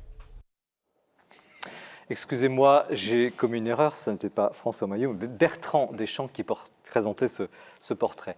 Nous arrivons donc à la dernière partie de cette émission avec François Sureau qui publie donc chez Gallimard ce livre intitulé Inigo. Inigo, donc c'est sans doute le diminutif de Ignace de Loyola. C'était son nom, il s'appelait Eunaki en basque et ça a été castellanisé en Inigo et il a pris le nom d'Ignace quand il est venu à Rome. Donc Ignace de Loyola. C'est l'Ignace de Loyola du début. Voilà, donc le fondateur des Jésuites, donc un titre court pour une histoire qui continue toujours d'ailleurs. Et ce qui est intriguant dans ce livre, c'est que c'est un portrait et vous avez un parti pris qui est d'arrêter finalement le portrait au moment où les choses sérieuses commencent d'une certaine manière, au moment où il va fonder l'ordre et tout ça. Donc vous partez du fou de Dieu, du chevalier qui se fait d'ailleurs blesser à la jambe, jusqu'à sa conversion, mais vous n'allez pas plus loin. Alors pourquoi ce parti pris ? Il y a plusieurs raisons. D'abord parce que Ignace m'intéressait naturellement, mais la conversion m'intéresse. la conversion saisie dans son moment. A-t-il existé une conversion ? Y a-t-il ou pas de conversion ? Ma thèse sur Ignace, c'est qu'il n'y a pas de conversion. C'est-à-dire que la géographie a l'habitude, c'est un peu une légende pieuse, de dire avant, vous avez des types affreux, là, Ignace, c'est un reître, il a probablement violé 2 ou 3 femmes, il a fait l'objet d'un procès canonique. Pour s'en sortir, il a prétendu être clerc tonsuré alors qu'il ne l'était pas, c'est un menteur, un débauché, un type affreux. Il prend un boulet dans la jambe et tout d'un coup, là, le Saint-Esprit lui tombe sur le crâne et voilà un Ignace totalement différent. C'est un peu la même chose avec Charles de Foucault, une sorte d'officier obèse, démissionnaire, couvert de femmes, et tout d'un coup il fait un voyage au Maroc et hop, etc. Je ne crois pas du tout à cette histoire-là, mais je n'y crois pas du tout parce que je suis assez ignatien, c'est-à-dire que je pense que l'histoire de la liberté de l'homme dans sa relation avec Dieu, elle vient très tôt, elle est là dès le début. Et si porté qu'on soit à mépriser les militaires ou les courtisans, il est sûr que Ignace, quand il était jeune militaire et courtisan, n'était pas du tout aussi éloigné d'un Dieu qu'il pressentait vaguement que ce qu'on a voulu dire ensuite. C'est ça qui m'intéresse, c'est la continuité d'une vie qui m'intéresse, et la continuité de cette vie-là est absolument passionnante. Alors, je l'ai prise dans ces 2 années-là. En tout cas, vous êtes converti, vous, puisque vous dites carrément j'ai longtemps détesté Ignace de Loyola, c'est d'ailleurs le bon titre du livre, lui trouvant l'air d'un égaré baigné de larmes, nous appelant sans discrétion au sacrifice qu'une imagination médiévale lui faisait concevoir. Je n'aimais ni sa phrase, etc. Bon, là, vous l'habillez pour l'hiver quand même. Je défie quiconque qui n'ait pas passé toute son enfance dans la librairie qui nous entoure, d'ouvrir les exercices spirituels, d'ouvrir les constitutions. Donc les exercices spirituels, l'ouvrage majeur. L'ouvrage majeur d'Ignace, je défie quiconque de les ouvrir et de ne pas être profondément rebuté par ce qu'il y trouvera. C'est-à-dire c'est une forme de pensée qui est radicalement étrangère à notre monde. Elle est radicalement étrangère. Enfin, les 2 étendards, cette espèce de métaphore permanente de la guerre d'une part et de la Sainte Famille de l'autre, enfin tout ça, c'est une espèce de... C'est pourtant un classique de la spiritualité. C'est possible, c'est possible. Un classique, c'est bien celui-là. C'est possible, mais sans médiation, ce classique est absolument inappropriable par un esprit contemporain. Alors, et je dois dire que quand je suis tombé là-dessus, alors pourquoi est-ce que je suis tombé là-dessus ? D'ailleurs, je suis tombé là-dessus parce que j'avais été élevé par les jésuites, mais alors les jésuites de mon temps, ils n'en parlaient pas du tout. C'était très impressionnant. Des années plus tard, j'en ai fait le reproche à l'un de mes maîtres spirituels et je lui ai dit, mais enfin, comment ça se fait ? J'étais en train d'écrire le livre. Comment ça se fait que vous ne nous parliez pas d'Ignace de Loyola ? Il m'a répondu avec superbe, c'est que ça n'est pas un auteur pour les petits garçons. Et j'ai trouvé cette phrase absolument exceptionnelle. Ça n'est pas un auteur pour les petits garçons. Je pense qu'il faut avoir un peu roulé sa bosse pour comprendre ce dont il est profondément question chez Ignace. Est-ce qu'il y a eu un déclic chez vous ? Qu'est-ce qui s'est passé pour que vous vous lanciez dans cette entreprise ? Bon, d'abord, il y a eu un déclic très ancien, qui était il y a eu un déclic, oui, qui était l'admiration pour des figures d'ailleurs extrêmement variées de jésuites que j'ai connues, comme Moncheuil, qui est mort au Vercors, comme Certeau, le biographe du Père Surin, et d'autres bien moins connus. Ce n'était pas Ignace, c'était des jésuites. C'était des jésuites, et je me demandais où est-ce qu'ils avaient trouvé tout ça, cette espèce de pédagogie de la liberté. Cette idée, au fond, qui est très très propre à Ignace et qui, à mon avis, est l'une des choses que ses successeurs ont gardées, malgré les défauts du temps et un certain nombre d'affadissements institutionnels, cette idée que la rédemption a eu lieu et a lieu. C'est-à-dire qu'il n'y a pas de raison d'être spécialement pessimiste, que les forces du chaos n'ont pas besoin de l'emporter, qu'on n'a pas de raison de se braquer sur le magistère, comme si le magistère était la muraille qu'il fallait opposer au déferlement des forces du mal. Les forces du mal sont vaincues, Christ est ressuscité, elles sont vaincues. Et cette pensée-là, c'est la pensée d'Ignace. Pourquoi ? Parce que quand il était malade, blessé, ayant pris son boulet, il l'a vu à l'œuvre dans son propre corps. En 2 temps d'ailleurs, et c'est ça qui est absolument passionnant. Il y a d'abord une conversion immédiate et orgueilleuse. Il est là, il ne peut plus avoir une grande carrière militaire ou politique, c'est un cadet de famille, de l'une des 12 principales familles du Pays Basque, il est couché sur son lit, qu'est-ce qu'il peut faire ? Il demande un roman de chevalerie pour rêver, il n'y a pas de roman de chevalerie, il n'y a que des livres de contes et la Vita Christi de Ludolphe Le Chartreux, puis la légende dorée de Jacques de Voragine, il lit la légende dorée, et là il dit, mais ce qu'a fait Saint-Dominique, je dois pouvoir le faire aussi. C'est encore un chevalier qui parle. Et c'est encore un chevalier qui parle. Et là, il y a tout un mécanisme psychique compliqué qui se met en place, et progressivement, en fait, on se rend compte que Dieu le prend par l'orgueil. Il le prend par l'orgueil. Et par l'orgueil, il le conduit à Manresa, Et là, à Menrez, qui est une période de crise mystique absolument extraordinaire, Un monastère. Il va d'abord au Montserrat, où il Montserrat, rencontre un oui. bénédictin tout à fait étonnant, puis ensuite il va à Menrez, qui est une petite ville à côté, il travaille à l'hôpital, et là, il fait l'objet de crises mystiques qui le mènent au bord du désespoir. C'est-à-dire qu'il n'arrive à rien, ni le jeûne, ni l'ascèse, ni rien, il n'arrive absolument à rien. Vous dites, ça Dieu n'est qu'à le la prend par fin. l'orgueil, mais là, il l'emmène quand D'abord, même il le prend par au l'orgueil. bord du gouffre. Oui, mais il le prend par l'orgueil parce que c'était ça, ce qu'il était d'abord. C'était ça ce qu'il était d'abord, un homme orgueilleux, et il est pris par ce qu'il était d'abord. Dieu l'avait créé orgueilleux, il n'avait pas fait de lui... Il l'avait créé orgueilleux, il avait créé Saint François d'Assise avec d'autres caractéristiques, il l'avait créé orgueilleux, il le prend par là et il l'amène à Menrez. Donc déjà, la première partie, c'est une conversion assez particulière. La deuxième partie, il est à Menrez, il lui montre qu'en fait la foi est un don de Dieu, rien d'autre. Rien d'autre, qu'on ne peut pas la forcer, qu'on ne peut pas la faire advenir, qu'on ne peut rien faire. Il est 2 fois au bord du suicide. Oui. Enfin, ce sont des crises absolument apocalyptiques. Il est 2 fois au bord du suicide. Il jeûne en disant « je vais jeûner jusqu'à ce que Dieu parle, et s'il ne parle pas, je vais mourir ». Et alors, comme il a une force de tempérament extraordinaire, il y parvient. C'est-à-dire, il parvient à jeûner jusqu'à ce que... Et puis à la fin, il dit très justement que ce manteau lui est retiré des épaules à partir du moment où il devient enfin libre de lui-même. Et toute la pédagogie qu'il mettra en œuvre dans les exercices sont une pédagogie de la liberté à l'égard de soi. C'est pas sans lien avec ce qu'on disait tout à l'heure sur le bonheur. Ignace pense qu'il n'y a pas de bonheur possible ici ou ailleurs sans liberté à l'égard de soi-même, parce que cette liberté, la seule liberté véritable, c'est de correspondre au dessein du Créateur sur soi et sur le monde, et à la place qu'il vous a assignée dans l'avènement du royaume. C'est pas rien. Il n'y a pas d'humanisme plus transcendant que celui d'Ignace, mais il s'enracine dans une incroyable pédagogie de la liberté. Alors cette pédagogie, elle a vraiment été ardue, âpre, et il y a cette phrase où voilà, vous écrivez, alors Ignace dit « Il serait donc enseveli à Menrez, il avait échoué ». Et c'est à ce moment-là, il avait échoué que tout commence. Oui, c'est à ce moment-là que il tout a commence. fallu qu'il aille jusque-là. Et alors, je voulais vous demander, Véronique Margron, cette lenteur, parce que vous évoquez aussi le thème de la lenteur dans votre livre. Vous dites, au fond, la décision éthique, elle n'est pas immédiate, elle est lente, elle est réfléchie, et le labeur, ce mot vous est cher. Comment vous voyez ce travail que Ignace, justement, a vécu au plus profond de ses entrailles?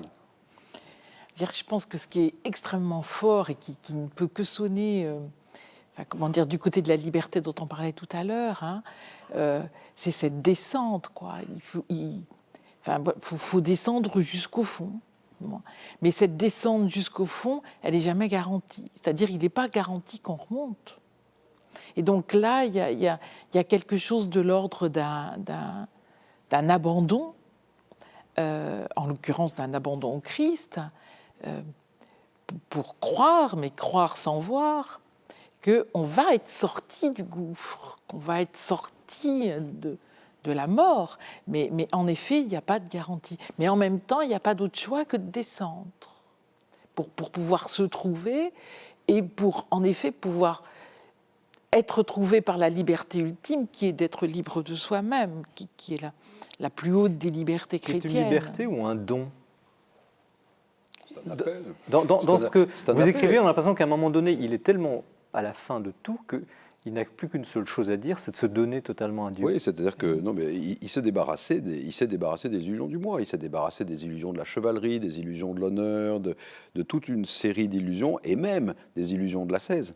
Il s'est débarrassé des illusions de l'ascèse, des illusions de la pauvreté, des illusions de la mendicité. Il y a une décision extraordinaire à la fin du récit qu'il a dicté à son secrétaire à la fin de sa vie, c'est qu'à partir du moment où son tourment cesse, où il est introduit dans la grâce, alors il se coupe la barbe, il se coupe les ongles, il décide enfin de s'habiller proprement, et il n'a plus besoin d'être appelé par les autres le fou de Dieu. Il n'a plus besoin de rien.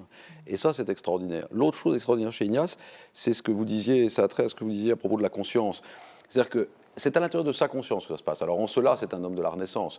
Je veux dire, c'est un homme de la conscience intérieure. Quand il est venu à Rome avec ses amis, on les appelait les prêtres réformés.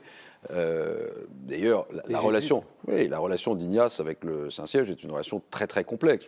D'une part, il a été poursuivi par l'Inquisition. Mais oui, d'une part, il a été poursuivi par l'Inquisition, et d'autre part, il a souhaité que lui-même et ses successeurs fassent un vœu spécial d'obéissance au pape, qui, à mon sens d'ailleurs, est plutôt un vœu méthodologique. C'est-à-dire que le discernement est tellement compliqué, il est tellement difficile de savoir ce que Dieu veut de soi, qu'à la fin, dans le doute, il faut s'en remettre à l'autorité du magistère.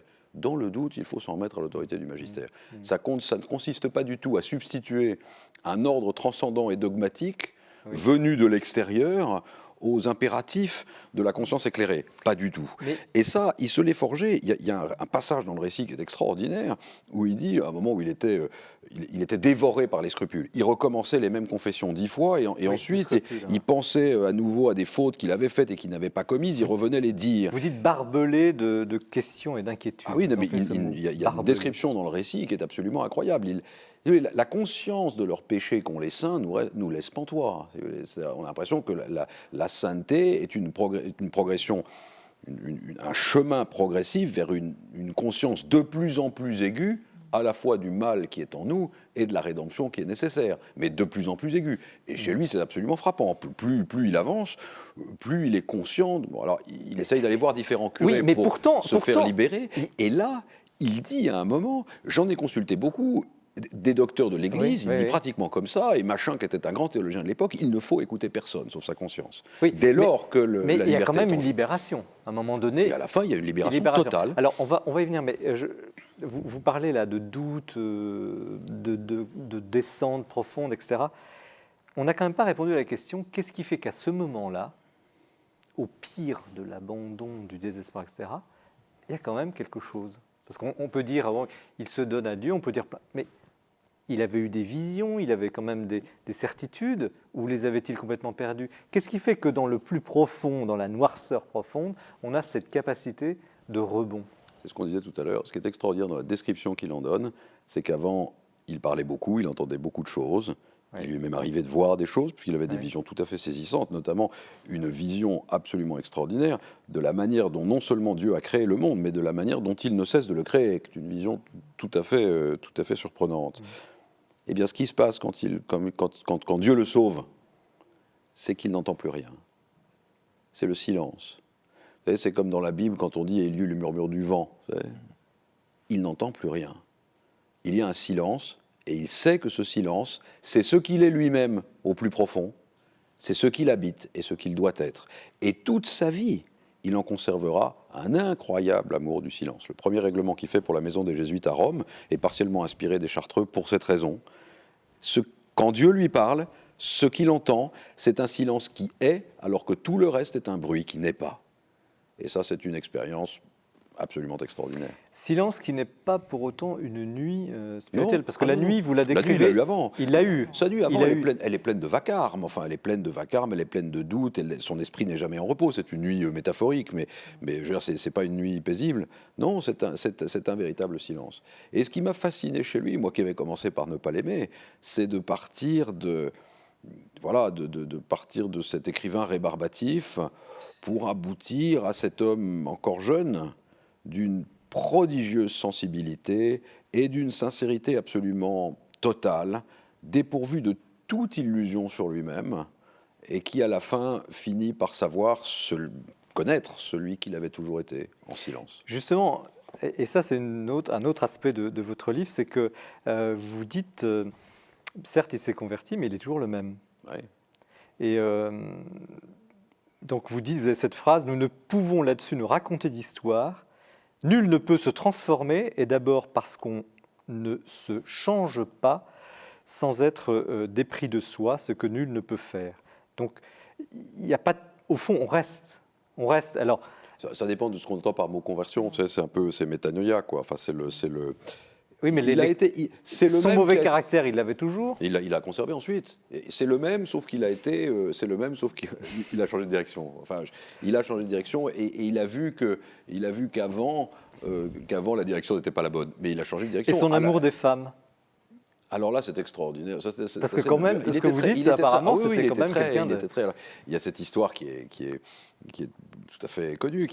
Il était, semble-t-il, assez amoureux de sa belle-sœur, qui s'est beaucoup occupée de lui, parce qu'elle était beaucoup plus âgée que lui. Et il racontait à un novice que dans la maison de Rome, là, il y avait une statue, un tableau de la Vierge qu'il aimait beaucoup. Il avait collé des bandelettes sur les yeux de la Vierge, parce que les yeux de la Vierge lui rappelaient sa belle-sœur. Il dit lui-même qu'à partir du moment où il a fait vœu à la Vierge, là, juste avant Morez, il a été radicalement délivré de toutes les tentations de la chair. Alors, est-ce que ça a été rajouté par lui-même dans le récit des années après, quand il l'a dicté à son secrétaire, ou par de pieux hagiographes, j'en sais rien. Si c'était le cas, ça serait d'ailleurs un cas assez original, parce que même saint François d'Assise déclarait à ceux qui le suivaient quand il avait près de 60 ans, ne vous dépêchez pas de me canoniser, je suis parfaitement capable de faire des enfants. Donc, oui. Véronique Margron, la constance de la personnalité dans un chemin de conversion, comment vous l'analysez ? Je pense que ce qui est très important dans ce que vous décrivez d'Ignace, entre autres choses, entre autres très belles choses, c'est vraiment de pouvoir rendre compte que la conversion, c'est de devenir soi-même, mais un soi-même dont on ignore tout au départ. Et que ce devenir soi-même, eh bien, il accouche extrêmement lentement. Et non sans combat, et sans de nombreux combats, mais c'est bien un devenir soi-même, c'est pas devenir quelqu'un d'autre. Parce que c'est se découvrir tel qu'on est, au fond. Oui, et puis pouvoir s'aimer tel que l'on est.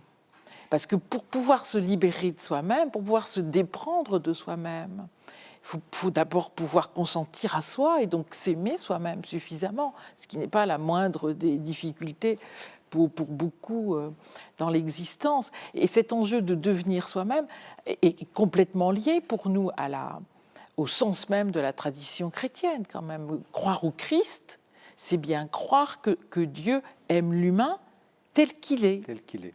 Mais le tel qu'il est, c'est pas tel qu'il apparaît comme ça dans la mondanité. C'est tel qu'il est vraiment. Et ça, il nous faut beaucoup de... En même temps, ça rend gai. Parce qu'à la fin de sa vie, il aimait beaucoup il écrivait à François de Borgia, qui était son successeur, « Pour moi, à la fin, je ne suis qu'obstacle à la grâce ». C'est extraordinaire. Enfin, c'est un des plus grands saints de la chrétienté. Il est en train d'évangéliser les 5 continents. Il explique, sans rire, qu'il n'est qu'obstacle à la grâce. Eh bien, il puise là-dedans une sorte de jubilation tout à fait étonnante. Il s'est habitué à n'être plus...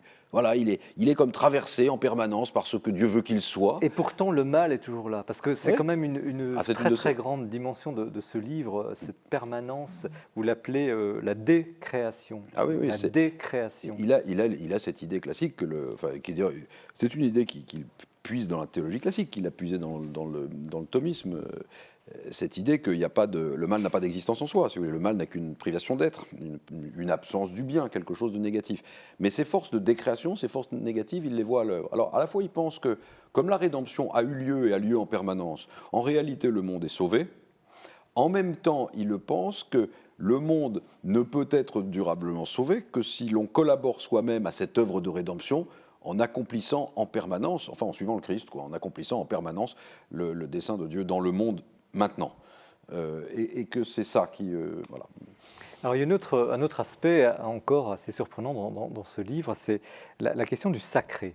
Et vous avez cette phrase presque provocante, vous dites il n'y a pas de sacré dans l'Évangile. Non, il n'y a pas de sacré. Il n'y a pas... Et sous-entendu, Ignace n'était pas un... C'était pas un homme du sacré. Aucun grand saint n'est un homme du sacré. Il n'y a pas de sacré dans l'Évangile. Le Christ mange des poissons avec ses disciples, il défend d'appeler quiconque mon père ou bon maître. Il n'y a pas de sacré dans l'Évangile. Le christianisme est venu nous libérer de la religion. Le christianisme est venu nous libérer de la relion. Il est venu nous libérer du sacré. Il est venu nous libérer du commandement. Il est venu nous libérer de la crainte. Non, il n'y en a pas. Enfin, j'espère pas. Enfin, chez ceux que Rémi Brague appelle les christianistes, certainement. Le sacré, cette idée, si vous voulez, qu'il y aurait des mystères divins qui n'aient pas à voir avec la relation de Dieu avec ceux qu'il a créés par l'amour, qu'il y aurait de la crainte, qu'il y aurait de l'institution, qu'il y aurait du commandement. Je veux dire, ceci n'est pas l'Évangile. Ah, ceci n'est pas l'Évangile. C'est assez clair. Alors évidemment, l'un des problèmes, Joseph Moins dit ça très bien dans les livres récents, l'un des problèmes, c'est que la pulsion de peur, la pulsion de la crainte est si forte qu'en permanence, toutes les religions, y compris celles qui devaient nous débarrasser du sacré, le christianisme, que toutes les religions sont en permanence réinvesties par les tentations institutionnelles de cette nature. Bon, Ignace vise à nous en libérer, et il n'y a pas un grand saint, il n'est pas un grand saint, même saint Thomas, quand il explique que si sa conscience lui dictait de ne pas croire au Christ, il ferait mieux d'obéir à sa conscience, et je prends là à dessein un saint extrêmement institutionnel, il n'y a pas un grand saint qui ne soit pas, à la suite du Christ, un formidable libérateur anti-religieux. Jean Stone, est-ce que justement cette question du sacré dans la création, cette fois, dans l'univers, dans ce que le monde scientifique étudie, n'est pas justement l'empêcheur de réconciliation ? Moi, je pense que l'un des points clés dans ce que vous venez de développer, c'est, en vous écoutant, je pensais à la légende du grand inquisiteur de Dostoïevski, parce que c'est tellement ce que vous venez de dire, c'est tellement ça, justement, c'est ce détournement qui est si bien mis en valeur par Dostoïevski, où le grand inquisiteur qui agit au nom de l'Église catholique, c'est un cardinal de l'Église catholique, c'est quand même pas rien, un cardinal, et qui en fait, à la fin, dit à Jésus qu'il est avec l'adversaire, qu'il est avec Satan, qui fait le travail de Satan. Et donc, ce retournement-là illustre parfaitement ce que vous avez montré, qui est cette tentation terrible, je dirais, qu'on trouve. C'est ça que toute religion est une chose à la fois divine et humaine, et donc dans les côtés humains, on trouve ce problème-là, ce retournement complet, et ça existe dans toutes les traditions. Pour répondre à votre question maintenant sur le sacré, moi je suis peut-être plus que vous un défenseur du sacré. Je pense qu'effectivement, il y a dans l'homme ce sentiment naturel en dehors des religions, ce sentiment naturel à l'émerveillement, au sens, encore Dostoïevski, la beauté sauvera le monde, c'est l'idée que si Dieu n'existait pas, pour moi, il n'y aurait pas de beauté. Pour moi, pas des preuves, mais des chemins vers Dieu, c'est la notion même de beauté. C'est la beauté, mais ce n'est pas le sacré. Oui, mais à partir d'un certain moment, si vous voulez, vous pouvez avoir dans l'expérience, en quelque sorte, et c'est pour ça que je dis qu'Einstein est très important là-dessus, parce qu'Einstein était un homme extrêmement anti-religieux au sens de religion classique. C'est-à-dire qu'il disait, bon, enfin, la Bible, tout ça, j'ai lu tout ça, mais c'est rien du tout, comment on peut croire ces trucs-là? Il était un Dieu qui punit, etc. Je ne veux même pas envisager ça. Et à la fois, il dit qu'en quelque sorte, ce qu'il appelle la religion cosmique, alors bien sûr, certains vont hurler au panthéisme, etc. Mais non, il n'est pas panthéiste, parce qu'il dit il y a une intelligence qui se révèle dans les lois de l'univers qui est incomparablement supérieure à l'intelligence humaine. Ce n'est pas du panthéisme, ça. Quand on parle d'une intelligence infiniment supérieure à la nôtre, ce n'est pas du panthéisme. Et il dit, ça, c'est ce qu'il appelle la vraie religion, la religion cosmique, c'est d'étudier, d'essayer de s'approcher cette intelligence dont nous ne sommes que des petites bribes à côté. Et donc, il y a une vraie dimension, je dirais, de sacré, et il dit cette dimension, cette sensation de cette intelligence qui se révèle dans l'univers, c'est la vraie base de la démarche scientifique, c'est ce qui a poussé, dit-il, tous les grands scientifiques de tous les temps, tous ceux qui sont vraiment au sommet, les Newton, etc. Et le côté très revêche, très original de Saint Ignace, comment vous le... Est-ce que je peux dire Saint Ignace Oh, vous pouvez bien l'appeler comme vous voulez. Vous l'appelez comment, vous? Moi, je l'appelle Ignace ou Saint Ignace. Bon, Ignace, ce côté un peu empêcheur de tourner en rond, personnalité. Beaucoup de grands saints sont comme ça. Mais je pose la question au monde scientifique. Enfin, il y a aussi, c'est un peu ce qu'on disait tout à l'heure. Comment vous le ressentez? Beaucoup de grands scientifiques, là aussi, sont comme ça. C'est-à-dire que quand on voit effectivement Saint François d'Assise qui part tout nu dans la rue, on pourrait penser qu'il est fou. Et en fait, on assiste à la naissance d'un des plus grands saints chrétiens. Et pareil pour un certain nombre de scientifiques, pas tous. Il y a des scientifiques très, très cadrés, etc. Mais il y a un certain nombre de scientifiques qui ont été au bord de la folie. Kurt Gödel, par exemple, un des plus grands mathématicien et un des plus grands logiciens des 2500 dernières années, c'est-à-dire depuis Aristote. Kurt Gödel était parfois à la limite de la folie, alors que c'était un homme ultra logique par d'autre côté. Vous voyez, donc on sorte retrouve... d'éloge de la différence. Alors, j'ai envie de vous demander comment vous avez écrit ce livre. Est-ce que vous l'avez écrit à genoux, ce livre? C'est une méditation quand même. Oui, non, pas vraiment. D'abord, c'est une position dans laquelle, pour des raisons physiologiques qui me sont propres, je tiens extrêmement mal de manière durable. C'est pour ça que le rite orthodoxe me va très bien. On est le plus souvent debout, donc c'est parfait. Est-ce que c'est un livre de contemplation? Ou est-ce que vous avez contemplé la vie d'Ignace? C'est une question difficile. Comment dire ça sans être indiscret à son égard et au mien? Alors qu'il m'était étranger, quand j'ai commencé à écrire, il m'est devenu extrêmement présent. Je ne peux rien en dire d'autre. Il m'est devenu extrêmement présent. Vous priez? Oh, nous allons laisser Je crois qu'il y a quelque part un texte qui défend de le dire. Nous allons laisser cette question est-ce dans le que, secret. est-ce que écrire ce livre vous a ouvert des horizons intérieurs que vous n'aviez pas? Oui, certainement. Est-ce que c'est de l'avoir écrit ou d'avoir été fait pour l'écrire et de m'en être rendu compte? Est-ce que c'est autre chose? Je ne le sais pas moi-même. En tout cas, merci François Sureau, parce que c'est une belle méditation. Merci également à chacune et chacun d'entre vous. Donc Véronique Margron, je rappelle encore votre livre, hein, Fragiles existences, chez Bayard, interview avec Claude Pletner. Jean Stone, La science en otage, hein, Presse de la Renaissance, livre très très fourni. Et puis François Sureau, donc chez Gallimard, Inigo. Merci donc de votre attention, de votre fidélité.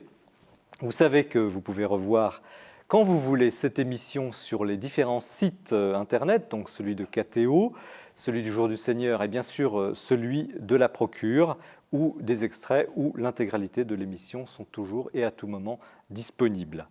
Je vous souhaite évidemment une bonne lecture, des bonnes lectures après tout ce que nous avons pu échanger et partager, et surtout une très bonne soirée. Au revoir.